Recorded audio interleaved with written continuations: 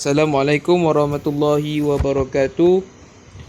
Kumpulan kami akan membentangkan subjek usul fiqh IAC 151 yang bertajuk istishab.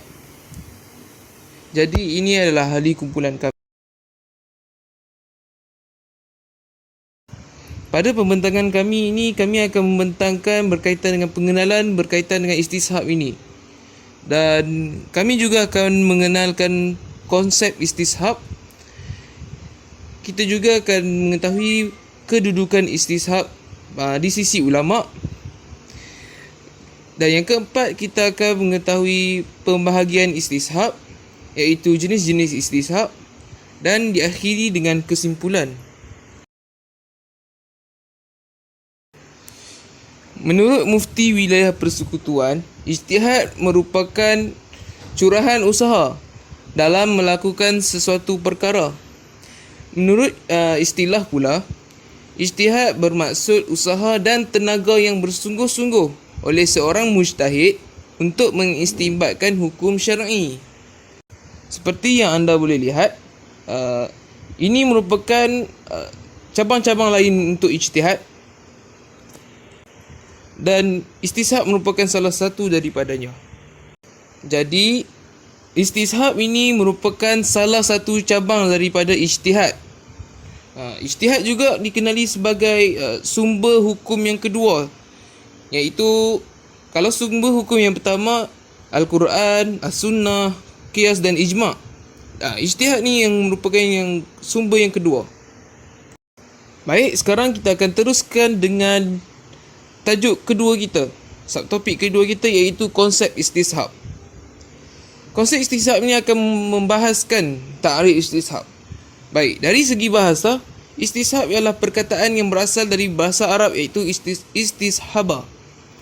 Perkataan istishab juga mempunyai sama maksud dengan istif'al dan istimra' as-sahabah yang bermaksud membandingkan dengan sesuatu, mewujudkan hubungan, mencari sesuatu yang mempunyai hubung kait. Dalam arti kata lain, istishab juga berasal daripada wazan istif'al dan istishab berasal daripada sahabah. Jadi kita ingat sahabah ni istimra' sahabah.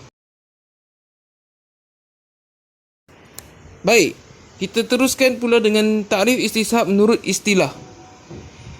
Menurut Mufti Wilayah Persekutuan, istishab ialah penetapan hukum sesuatu perkara sama ada berupa hukum atau benda pada masa kini ataupun pada masa yang akan datang berdasarkan apa yang telah ditetapkan dan berlaku sebelumnya. Dalam arti kata lain, istishab ni kita gunakan hukum yang dah ditetapkan untuk kegunaan pada masa kini ataupun pada masa yang akan datang. Ini menurut takrif yang diberikan oleh Mufti Wilayah Persekutuan. Kedudukan istishab di sisi ulama. Ulama berbeza pendapat dalam isu menjadikan istishab sebagai sumber dalil dalam mengeluarkan hukum. Terdapat beberapa ulama yang bersepakat menjadikan istishab sebagai sumber dalil dalam mengeluarkan hukum, dan ada juga beberapa ulama yang tidak bersepakat dan menolak untuk menjadikan istishab sebagai sumber dalil dalam mengeluarkan hukum ataupun berijtihad. Terdapat 3 pendapat ulama dalam isu kedudukan istishab ini. Pendapat pertama, mereka menerima istishab sebagai dalil ataupun hujah dalam menetapkan atau menafikan sesuatu hukum. Pendapat ini disepakati oleh jumhur ulama, antaranya mazhab Imam Maliki, Hambali dan majoriti ulama dari mazhab Imam Syafi'i. Antara hujah yang mereka jadikan sebagai penguat kepada pendapat mereka, seperti mana dalam firman Allah Subhanahu wa taala di dalam surah Al-An'am ayat 145. Mafhum daripada ayat ini ialah, katakanlah, tidak ku dapat dalam apa yang diwahyukan kepadaku sesuatu yang diharamkan memakannya bagi yang ingin memakainya, kecuali daging haiwan yang mati, yakni bangkai, darah yang mengalir, daging babi, kerana semua itu kotor, atau haiwan yang disembelih bukan atas nama Allah, tetapi barang siapa terpaksa bukan kerana menginginkan dan tidak melebihi batas, yakni tidak melebihi batas daruratnya, maka sungguh Tuhanmu Maha Pengampun lagi Maha Penyayang. Berdasarkan ayat ini, mereka berpendapat bahawa ayat ini membawa maksud prinsip kepada segala sesuatu hukum itu asalnya adalah harus, yakni mubah, selagi mana tidak datang dalil yang mengharamkannya. Hal ini jelas seperti mana firman Allah yang bermaksud, katakanlah wahai Muhammad, aku tidak menemukan. Firman Allah ini jelas menunjukkan jika tidak ada hukum baharu, maka hukum lama yang diguna pakai. Seterusnya, pendapat yang kedua. Ijtihad tidak dapat dijadikan sebagai hujah secara mutlak, sama ada dalam menetapkan hukum maupun menafikan hukum. Pendapat ini disepakati oleh majoriti ulama mazhab Hanafi. Antara hujah mereka ialah menjadikan ijtihad sebagai dalil, sama seperti menentukan hukum tanpa melandaskan dalil. Pendapat yang ketiga merangkap pendapat yang terakhir. Mereka berpendapat bahawa ijtihad ialah dalil yang digunakan untuk menyanggah orang yang mempercayai bahawa perubahan hukum telah berlaku pada masa suatu ketika dahulu atau dikenali sebagai bara'ah al-zimmah. Ia juga tidak boleh dijadikan sebagai dalil untuk menetapkan hukum baharu. Pendapat ini dipegang oleh jumhur ulama Hanafiyah dan sebahagian Malikiyah. Dalam kes ini, antara sebab mereka membezakan antara kedua-dua perkara ini adalah disebabkan dalil syariah hanya menetapkan hukum pada masa tersebut sahaja, yakni hukum dahulu, dan tidak terpakai untuk menetapkan hukum baru pada masa hadapan. Oleh itu mereka berpendapat sedemikian. Kita masuk kepada pembahagian istishab. Pembahagian istishab ni terdapat 4 pecahan dalam dia. Yang pertama, istishab al-ibadah al-asliyah. Kita masuk dengan lebih mendalam. Istishab al-ibadah al-asliyah ni bermaksud asal usul sesuatu adalah harus. Bukan itu sahaja, hukum asal bagi sesuatu apabila tiada dalil lain yang boleh ditemui untuk menjelaskannya, maka dibolehkan jika ia memberi manfaat dan haram jika ia membawa kemudaratan. Contoh bagi istishab al-ibadah al-asliyah ialah memakan daging khinzir ataupun bangkai. Dah jelas dah yang memakan daging khinzir ataupun bangkai ni ialah haram. Kita masuk kepada istishab al-bara'ah al-asliyah. Istishab al-bara'ah al-asliyah ialah prinsip undang-undang perundangan Islam yang berkaitan dengan keadaan asal undang-undang Islam. Hal ini merujuk kepada keadaan awal apabila perkara itu dianggap bersih dan najis sehingga terdapat bukti positif atau jelas.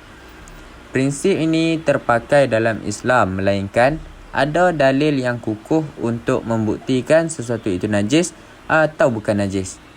Contoh dia, tanah atau debu tanah dianggap bersih asalnya. Okey, contoh dia dekat sini, seseorang Muslim tu boleh solat atas tanah sebab tanah itu ialah bersih. Namun jika tanah tu mempunyai tahi kucing ataupun sebagainya, maka seseorang Muslim tidak boleh solat di atas tanah. Kita masuk pula istishab al-hukmi. Istishab al-hukmi memfokuskan kepada kesinambungan hukum atau situasi undang-undang yang sedia ada, sehingga hukum tetap sama sehingga ada bukti kukuh untuk mengubahnya. Dalam konteks istishab al-hukmi, terdapat 2 jenis utama. Yang pertama, istishab al-makna. Istishab al-makna ni merujuk kepada penegakan hukum dalam keadaan tiada bukti yang pasti. Manakala yang kedua pula istishab al-illah. Istishab al-illah ni pula merujuk kepada sebaliknya, iaitu terdapat bukti yang kukuh untuk mengubah sesuatu tu. Okey, contoh dia, membantu ibu bapa ialah wajib. Atau contoh lain, seseorang yang berwuduk akan kekal wuduknya. Membantu ibu bapa ialah wajib. Namun kalau perkara yang ada illah, contohnya anak tu tengah solat fardu, jadi ada illah dekat situ, wajib akan jadi tidak wajib. Sebab apa? Sebab tengah solat fardu.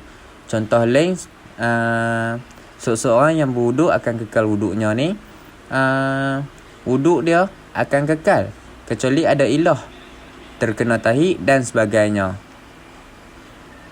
Jadi terdapat ilah dekat situ. Kita masuk kepada pembahagian istishab yang terakhir, iaitu istishab al-washfi. Istishab al-washfi secara lebih khusus merujuk kepada situasi di mana status hukum sesuatu objek atau tindakan dianggap kekal dalam keadaan semasa, iaitu status hukum sebelumnya, sehinggalah terdapat bukti yang mencukupi untuk memindahnya. Contoh dia, seseorang ni meminjam pakaian daripada seseorang yang lain dan tidak tahu apakah pakaian tersebut bersih atau kotor. Jadi dekat sini kita balik kepada asal dia, iaitu kalau kita tak tahu pakaian tu bersih atau kotor, kita balik kepada asal dia ialah perkataan pakaian tu ialah bersih, melainkan ada bukti yang pakaian tu kotor, terkena najis dan sebagainya. Baik, sekarang kita sudah di penghujung pembentangan di mana kita akan menyimpulkan semua poin-poin yang telah kita bincangkan sepanjang pembentangan ini. Baik, kita dapat mengetahui takrif istishab menurut bahasa dan istilah. Kita juga dapat mengetahui kedudukan istishab di sisi ulama. Sama ada yang menerima ataupun tidak menerima istishab ini sebagai sumber hukum untuk mengeluarkan hukum syariah. Dan yang akhir sekali kita dapat mengetahui pembahagian istishab, iaitu istishab al-ibadah al-asliyah. Yang kedua istishab al-bara'ah al-asliyah. Yang ketiga istishab al-hukmi. Dan yang akhir sekali ialah istishab al-wasfi. Jadi sampai di sini saja pembentangan kami. Yang baik datangnya dari Allah dan yang buruk datangnya dari kami. Terima kasih.